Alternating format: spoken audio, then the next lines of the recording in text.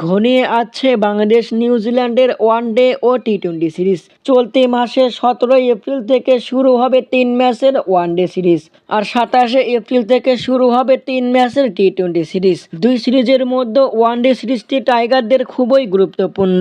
বিশ্বকাপ কোয়ালিফিকেশন করতে এই সিরিজটি জিততেই হবে বাংলাদেশকে। আসন্ন কিউদের বিপক্ষে ওয়ানডে সিরিজ খেলতে পিএসএল থেকে 12 এপ্রিলের মধ্যে আসবে 5 ক্রিকেটার। শুধু পারভেজ ইমন খেলবেন 21 এপ্রিল পর্যন্ত।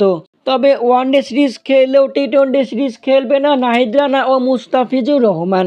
তারা আবারও যাবেন পিএসএল খেলতে। নিউজিল্যান্ডের বিপক্ষে ওয়ানডে সিরিজে টাইগারদের স্কোয়াডে থাকতে পারেন যারা: মেহেদী হাসান মিরাজ অধিনায়ক, লিটন দাস, তানজিদ তামিম, সৌম্য সরকার, সাইফ হাসান, তাওহিদ হৃদয়, নাজমুল শান্ত, মাহিদুল ইসলাম অঙ্কন, রিশাদ হোসাইন, তানভীর ইসলাম, তাসকিন আহমেদ, নাহিদ রানা, মুস্তাফিজুর রহমান, শরীফুল ইসলাম ও খালেদ আহমেদ।